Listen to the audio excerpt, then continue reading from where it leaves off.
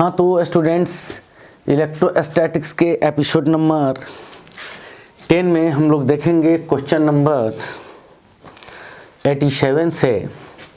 इसमें क्वेश्चन है कि 10 मीटर स्क्वायर क्षेत्रफल के आयताकार फ्रेम को 20 वोल्ट प्रति मीटर के विद्युत क्षेत्र में इस प्रकार रखा गया है कि फ्रेम का तल विद्युत क्षेत्र की दिशा से 30 डिग्री का कोण बनाता है। फ्रेम से गुजरने वाला विद्युत फ्लक्स क्या है? तो ये कह रहा है कि विद्युत क्षेत्र की जो तीव्रता है E, उससे जो एरिया बनाता है वो कितना बनाता है? 30 डिग्री का एंगल बनाता है। ठीक है, कौन? ये एरिया दिख रहा है। हाँ, तो ये एरिया बनाता है कितना? इलेक्ट्रिक फील्ड से 30 डिग्री का एंगल बनाता है। तो एरिया कितना है? तो एरिया है फ्रेम का 10 मीटर स्क्वायर और यह कितना इलेक्ट्रिक फील्ड में रखा गया है? तो यह 20 वोल्ट प्रति मीटर के इलेक्ट्रिक फील्ड में रखा गया है। कितना एंगल बना रहा है? तो यह टोटली 30 डिग्री का एंगल बना रहा है। तो 10 मीटर स्क्वायर एरिया के रेक्टेंगुलर फ्रेम आयताकार फ्रेम को 20 वोल्ट पर मीटर के इलेक्ट्रिक फील्ड में इस प्रकार रखा गया है कि फ्रेम का तल विद्युत क्षेत्र से 30 डिग्री बनाता है। तो ये फ्रेम का तल जो है, मान लेते हैं एरिया के फ्रेम का तल, वो इलेक्ट्रिक फील्ड से 30 डिग्री का कोण बनाता है।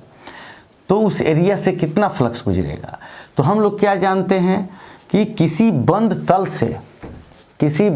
से तल के लंबवत गुजरने वाले विद्युत बल रेखाओं की संख्या को number of electric force lines passing normally to closed plane, तो ये कहते हैं। तो ये एरिया हुआ। अब इस इलेक्ट्रिक जो फील्ड है उसको दो भाग में बांट देते हैं।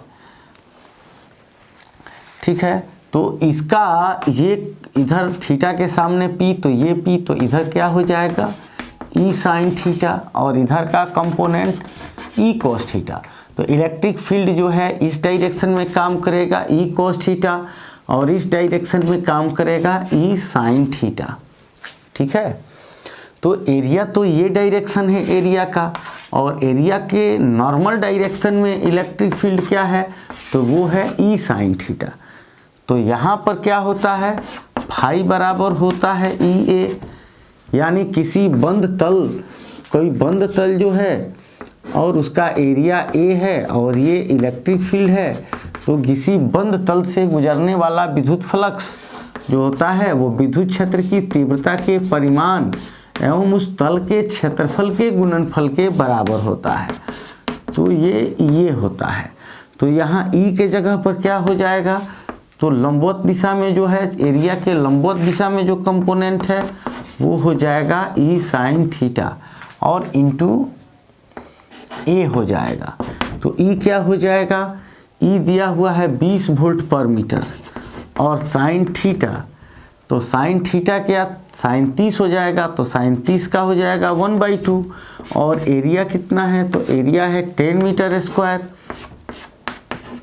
तो फाई क्या हो जाएगा? फाई 100 यूनिट हो जाएगा, या 100 वोल्ट मीटर इसको लिख सकते हैं, हो जाएगा। ठीक है, अब 88 नंबर क्वेश्चन में क्या कह रहा है कि किसी चालक की विद्युत धारिता का व्यंजक होता है। तो हम लोग जानते हैं कि किसी चालक का विभव उसको दिए गए आवेश के समानुपाती होता है। तो Q जब समानुपाती का चिन्ह हटाते हैं तो एक कांस्टेंट C लेते हैं। इसी को कैपेसिटेंस ऑफ ए कंडक्टर, किसी चालक की धारिता कहते हैं। तो अगर यहाँ C को रोकते हैं तो क्या होगा? ये Q/V हो जाएगा, Q/V हो जाएगा। अब अगर 89 नंबर क्वेश्चन की बात करें तो किसी संधारित्र की धारिता का मात्रक होता है। ऑप्शन में वोल्ट, न्यूटन, फैराड और एम्पियर। तो आप जानते हैं कि किसी चालक की धारिता का मात्रक जो होता है वो फैराड F होता है। अब 90 नंबर क्वेश्चन की बात करें तो इसमें है कि विद्युत धारिता का मात्रक होता है। विद्युत धारिता की बीमा होती है। ये क्या क्वेश्चन है? ये क्वेश्चन है कि विद्युत धारिता की बीमा होती है। बीमा होती है मतलब इसका डायमेंशनल फार्मूला लिखना है। किसका डायमेंशनल फार्मूला लिखना है? तो कैपेसिटेंस का, धारिता का। तो सबसे पहले हम लोग क्या जानते हैं कि C इक्वल टू क्या होता है?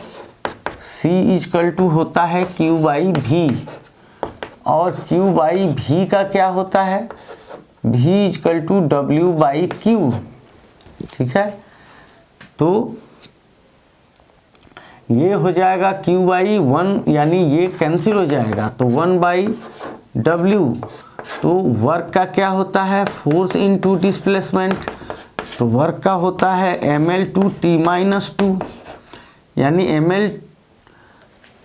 ml/t-2। बल का द्रव्यमान का m, त्वरण का Lt-2 और विस्थापन का L2। अब ये ऊपर चला जाएगा तो ये होगा क्या? -1 L-2 और T+2। ठीक है, m ऊपर चला जाएगा, -1 L-2 T+2। तो इसमें और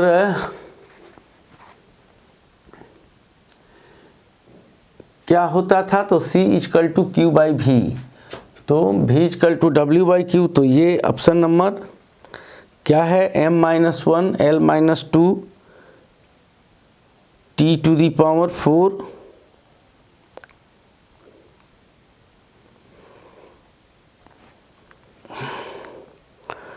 विद्युत धारिता जो है, तो विद्युत धारिता के बीमा के लिए हम लोग एक और चीज़ ले सकते हैं। तो Q इक्वल टू CV, तो C को रोके तो Q बाई V, तो Q बाई V का हम लोग यहाँ से भी ले सकते हैं। V का ये W बाई Q तो होता ही है, तो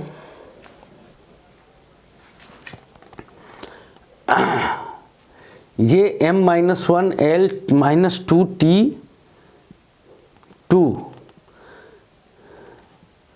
अब इसमें तो ऐसा कोई ऑप्शन नहीं है, तो यहाँ विद्युत धारिता का मात्रक दिया हुआ है, अलग अलग ऑप्शन दिए गए हैं। तो हम लोग इसको देख रहे हैं कि ये क्या ऑप्शन दिए गए हैं और उसको हम लोग कैसे फुलफिल कर सकते हैं।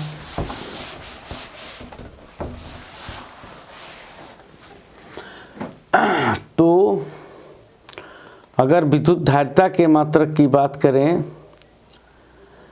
तो विद्युत धारिता की बीमा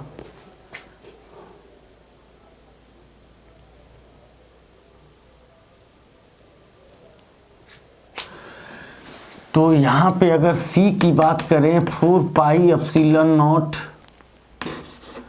R से अगर इसको हम लोग कंपेरिजन करें तो ε0 का कितना होता है? तो ये होता है 1/4πε0 Q1 Q2 बाई R²। तो ε0 तो इधर आ गया, तो यहाँ बच गया 1/4π और 1/f, f यहाँ आ गया, और Q1 Q2 बाई R²। तो इसका डायमेंशनल फार्मूला 1/4π का तो 1 एक संख्या हो गया, और बल का द्रव्यमान गुना त्वरण ml/t-2, आवेश का it, फिर आवेश का यहाँ it और r का L2। तो ये क्या हो जाएगा? m ऊपर जाकर -1 और L1 और 2 3, L-3 t हो जाएगा 4, और फिर ये हो जाएगा I2, ये ε0 हो गया। अब यहाँ पे हम लोग ये देख सकते हैं कि C का बीमा 4π तो एक संख्या हो गया, और ε0 का बीमा क्या हो गया? तो वो हो गया m, यहाँ लिख देते हैं C इक्वल टू 4π तो एक नंबर हो गया 1, और ε0 का डायमेंशनल फार्मूला वो हो गया m-1 L-3 T4 I2, और R जो डिस्टेंस है उसका फिर एक L हो गया। तो इसका हो सकता है क्या? तो इसका हो सकता है m-1 और फिर l-3 है और एक प्लस है तो l-2 और फिर t का पावर 4 और i का पावर 2। तो ये एक हो सकता है। तो इसमें दिया क्या है, m-1 l-2 t 4 i2। तो इसमें जो ए नंबर ऑप्शन दिया है उसमें दिया है m-1 l-2 t 4 i-2। तो i-2 नहीं होगा तो i2 होगा, क्योंकि दो जगह ये ऑप्शन दे दिया है। तो यहाँ पे हम लोगों का ऑप्शन ये वाला होगा, ठीक है, क्योंकि दूसरे जगह कहीं ऑप्शन ये नहीं है। क्योंकि बी में है m-l2 t4, सी में है m2 l-2, डी में m2 l2। तो एक ये ऑप्शन जो है तो इसमें यहाँ पे क्या होना चाहिए, इसमें इसको प्लस होना चाहिए, ठीक है। तो ये ऑप्शन आप सुधार सकते हैं कि ये ऑप्शन आपका होगा, या यहाँ पे ये आप ऐसे निकाल सकते हैं, ठीक है। अब आ रहे हैं 91 में। 91 नंबर क्वेश्चन क्या है, अनंत लंबाई के आवेशित बेलनाकार चालक के अक्ष से r दूरी पर, अनंत लंबाई के चालक, कोई चालक क्या है, वो अनंत लंबाई का है, ठीक है। क्या कह रहा है कि अनंत लंबाई के आवेशित बेलनाकार चालक की अक्ष से r दूरी पर विद्युत क्षेत्र। तो अनंत लंबाई का बेलनाकार आवेशित चालक है और उसके अक्ष से r दूरी पर, यानी उसके ठीक सतह पर, है ना। तो यहाँ पे r दूरी इसका रेडियस मान सकते हैं, या इसके आसपास अगर कोई पॉइंट P है तो उस पर विद्युत क्षेत्र की तीव्रता होती है 1/2πε0 λ/r।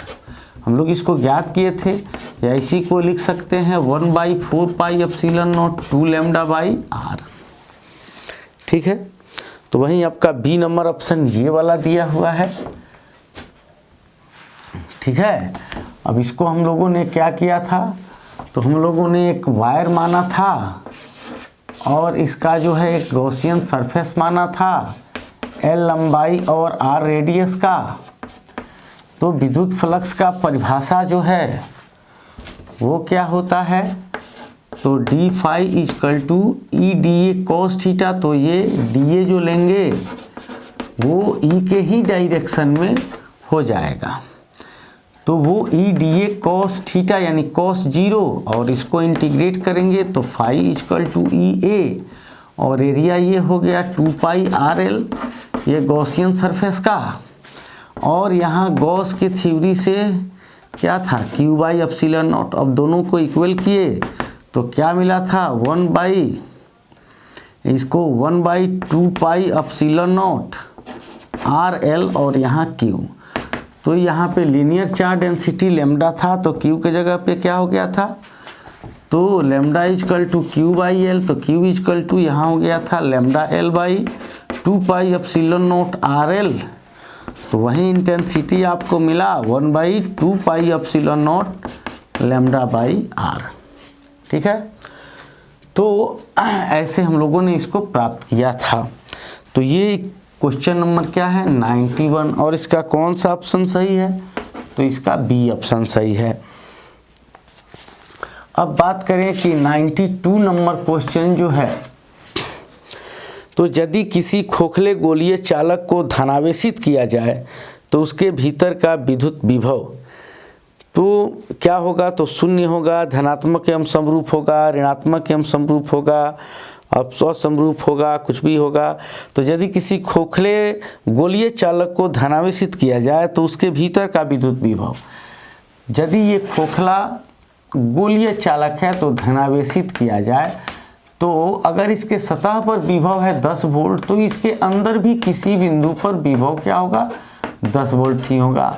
तो प्लस चार्ज है तो प्लस चार्ज के कारण प्लस भी होगा, क्योंकि 1/4 पाई एप्सिलॉन नॉट Q/R गोलीय चालक का विभव होता है। क्योंकि इस पर जो चार्ज डिस्ट्रीब्यूटेड है वो ऐसे काम करता है जैसे मानो उसके केंद्र पर ही स्थित हो। तो R त्रिज्या वाले गोले के सतह पर जो विभव होता है भी वो इतना ये होता है, V = 1/4 pi epsilon not Q/R। तो अब विभव अदिश राशि है तो Q प्लस होगा, तो ये प्लस में Q माइनस होगा तो माइनस में, तो विभव प्लस बता रहा है यानी पॉजिटिव होगा, यानी धनात्मक विभव होगा। और क्या होगा, तो यूनिफॉर्म होगा यानी समरूप होगा, क्योंकि सतह पर जितना विभव होता है गोले के अंदर किसी भी बिंदु पर उतना ही विभव होता है। अब आगे एक 93 नंबर क्वेश्चन पे कंसीडर करते हैं। तो 92 का कौन सा, तो धनात्मक और समरूप होगा, यानी बी नंबर इसका ऑप्शन होगा। और 93 आवेशित खोखले गोलाकार चालक के केंद्र पर। अब ये 93 में क्या कह रहा है, चलो दिख रहा है, ये भी गोले की ही बात हो रही है। यहाँ एक गोला कह रहा है कि आवेशित खोखले गोलाकार चालक के केंद्र पर, मान लो पॉजिटिवली चार्ज है तो उसके इस केंद्र O पर 1 नंबर विद्युत क्षेत्र एवं विद्युत विभव दोनों ही शून्य होते हैं। तो देखो विद्युत क्षेत्र तो किसी खोखले आवेशित गोले के अंदर किसी भी बिंदु पर शून्य होगा, लेकिन विभव नहीं, विभव जितना सतह पर होगा उतना ही गोले के अंदर किसी बिंदु पर। तो पहला ऑप्शन गलत है। दूसरा, विभव शून्य होता है विद्युत क्षेत्र नहीं, नहीं यार, विद्युत क्षेत्र ही शून्य होता है, विभव नहीं। विभव भी बराबर भी, जितना सतह पर उतना ही गोले के अंदर किसी भी बिंदु पर। तीसरा, विद्युत क्षेत्र शून्य होता है विभव नहीं, एकदम राइट आंसर। तो आवेशित खोखले गोले के अंदर विद्युत क्षेत्र शून्य होता है, विभव शून्य नहीं होता। विभव तो उतना ही होता है जितना कि सतह पर। और अगर आप बात करें question number, next question number 94 की, तो 94 नंबर क्वेश्चन में क्या दिया गया है, 94 नंबर क्वेश्चन में दिया गया है आपका 5 सेंटीमीटर त्रिज्या के धातु के खोखले गोले को इस प्रकार आवेशित किया गया है कि उसके पृष्ठ पर 10 वोल्ट विभव है, तो गोले के पृष्ठ पर वोल्ट में विभव होगा। अरे भाई गजब क्वेश्चन किया है, क्या बोला है कि 5 सेंटीमीटर त्रिज्या के धातु, 5 सेंटीमीटर त्रिज्या वाले, R त्रिज्या वाले धातु के गोले को इस प्रकार आवेशित किया गया है कि उसके पृष्ठ पर विभव 10 वोल्ट है, इसके सरफेस पर विभव 10 वोल्ट है, तो गोले के पृष्ठ पर वोल्ट में विभव होगा, तो वहीं 10 वोल्ट होगा, पृष्ठ पर 10 वोल्ट है ही तो होगा ही, या गोले के अंदर भी कहीं 10 वोल्ट ही होगा। ये क्वेश्चन तो इसका कोई औचित्य नहीं है। 95 नंबर क्वेश्चन कि 50 माइक्रोफैराड धारिता वाला एक संधारित्र 10 वोल्ट तक आवेशित किया जाता है, तो इसकी ऊर्जा है। तो 50 माइक्रोफैराड वाला, कितना, 50 माइक्रोफैराड, कैपेसिटेंस कितना है, तो 50 माइक्रोफैराड वाला कैपेसिटेंस है। कहाँ तक आवेशित किया जाता है, 10 वोल्ट तक। तो इसकी ऊर्जा है, तो इसकी एनर्जी कितनी है, तो आप जानते हैं आवेशित चालक की ऊर्जा हाफ CV² होती है, तो हाफ C का वैल्यू 50 × 10⁻⁻6 और V² का 100 हो गया, तो ये 10 और 10⁻, ये -3 जूल, कितना, तो 10⁻, और 1/2 और C 50 माइक्रोफैराड और V, तो इसकी ऊर्जा होगी कितनी, तो 10 का पावर -3 जूल। लेकिन यहाँ आंसर दिया है 2.5 × 10 का पावर -3 जूल। कैसे होगा भाई, देखो 50 माइक्रोफैराड धारिता वाला कितना है तो 50 माइक्रोफैराड। 50 माइक्रोफैराड कैपेसिटेंस है धारिता वाला। एक संधारित्र कितना वोल्ट, तो 10 वोल्ट तक आवेशित किया गया है। तो उसकी ऊर्जा कितनी होगी, तो उसकी ऊर्जा हाफ CV स्क्वायर होती है। हाफ C के जगह पर 50 × 10⁻⁶ और फिर V स्क्वायर, तो 10 का स्क्वायर 100, तो 2 से ये 50, अच्छा ठीक सॉरी, तो हाफ CV स्क्वायर, तो ये क्या होगा, तो ये हो जाएगा 25 × 10⁻⁴ कितना, तो 4 -4 में, तो इसको एक पॉइंट दे देंगे इसको यहाँ पे इधर बाएं साइड में, तो इसका एक माइनस में पावर कम हो जाएगा, तो इतना जूल। 2.5 × 10⁻³ -3 जूल, ये -4 है तो -3 जूल। ये कौन वाला आंसर सही होगा, तो ये आंसर सही होगा आपका ए वाला। और 94 वाला कौन था, अरे उसका तो कोई मतलब ही नहीं था, 10 वोल्ट था तो 10 वोल्ट ही बी वाला।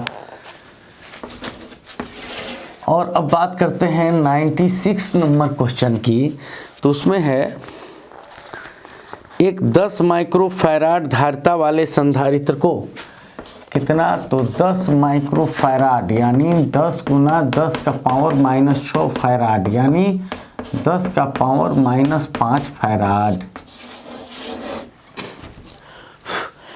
तो यदि 10 माइक्रोफैराड धारिता वाले संधारित्र 5 वोल्ट तक आवेशित किए जाए, कितना तक, 5 वोल्ट तक आवेशित किए जाए, तो उस पर आवेश होगा, तो उस पर आवेश कितना होगा, ठीक है।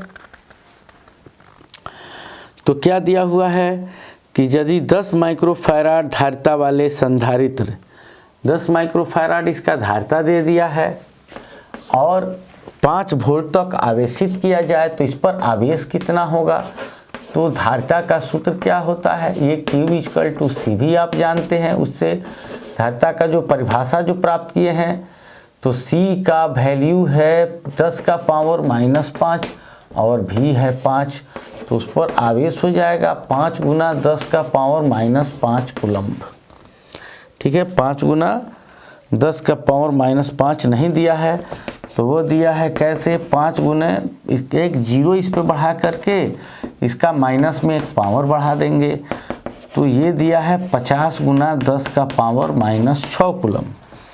ये ऑप्शन B में ऐसा आंसर दिया हुआ है, बी में। तो इसी को तो हम लोग ऐसे भी लिख सकते हैं, तो डायरेक्टली 50 माइक्रो कूलम्ब। फिर 97 नंबर क्वेश्चन में दिया गया है कि 2 संधारित्र जिनकी धारिताएं C1 एवं C2 हैं और वे समानांतर क्रम में जुड़े हैं, उनकी तुल्य धारिता क्या है। तो 2 संधारित्र हैं, वो क्या हैं, समानांतर क्रम में जुड़े हैं, ठीक है। तो उनकी तुल्य धारिता क्या है। 2 संधारित्र C1 एवं C2 समानांतर क्रम में जुड़े हैं, तो उनकी तुल्य धारिता क्या है। तो हम लोग जानते हैं कि रेसिस्टेंस का उल्टा वाला फार्मूला लगता है, तो CP पैरेलल के लिए तो डायरेक्ट C1 + C2 + Cn हो जाता है कैपेसिटर में, तो CP = क्या हो जाएगा, C1 + C2 हो जाएगा, ठीक है। C1 + C2 यानी D नंबर ऑप्शन आपका सही है 97 में। और अगर बात करें 98 नंबर क्वेश्चन की, तो इसमें है कि 4 संधारित्रों में प्रत्येक की धारिता 2 माइक्रोफैराड है, यानी 4 आपको दिए गए हैं कैसे संधारित्र, तो 2 माइक्रोफैराड वाले, 2 माइक्रोफैराड वाले कितने, तो 4 संधारित्र दिए गए हैं। तो एक 8 माइक्रोफैराड का संधारित्र बनाने के लिए उन्हें जोड़ना होगा। तो 8 माइक्रोफैराड का संधारित्र बनाने के लिए उन्हें क्या करना होगा, तो उन्हें पैरेलल में जोड़ना होगा, क्योंकि पैरेलल में जोड़ दिया जाएगा सबको, तो ये क्या हो जाएगा 2 माइक्रोफैराड। तो ये अभी यही फार्मूला लागू होगा, तो वो 8 माइक्रोफैराड हो जाएगा। अब एक 99 नंबर क्वेश्चन दिया गया है 24। 99 नंबर क्वेश्चन में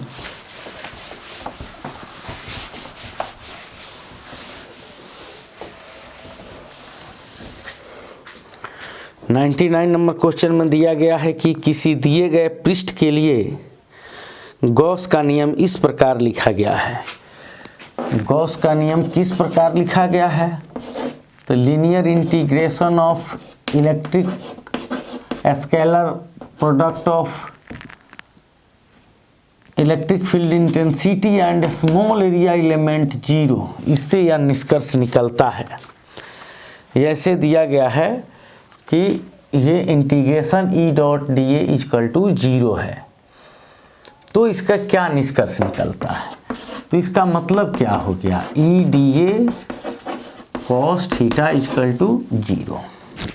ठीक है, तो इसका निष्कर्ष तो यही निकला कि ई जीरो है, या जो कॉस जो होगा वो 90 जीरो है, यानी जिस डायरेक्शन में इलेक्ट्रिक फील्ड इंटेंसिटी है उसी डायरेक्शन में जो है ये एरिया है, यानी विद्युत क्षेत्र की तीव्रता के समानांतर क्षेत्रफल है। इसे अब आगे देखते हैं ऑप्शन क्या दे रहा है। पृष्ठ पर कह रहा है कि पृष्ठ पर ई अवश्य ही शून्य है, तो इसका गारंटी नहीं दे सकते कि ई शून्य ही है, ई शून्य नहीं होगा और एरिया जो है वो पैरेलल हो जाएगा। एरिया क्या हो जाएगा? वो पैरेलल हो जाएगा इलेक्ट्रिक फील्ड के। जैसे कि इलेक्ट्रिक फील्ड इस दिशा में है तो हम लोग ऐसे प्लेट कर दें तो इससे कोई फ्लक्स नहीं गुजरेगा, फ्लक्स तो ऐसे गुजरेगा, यानी ऐसे तो गुजरेगा नहीं।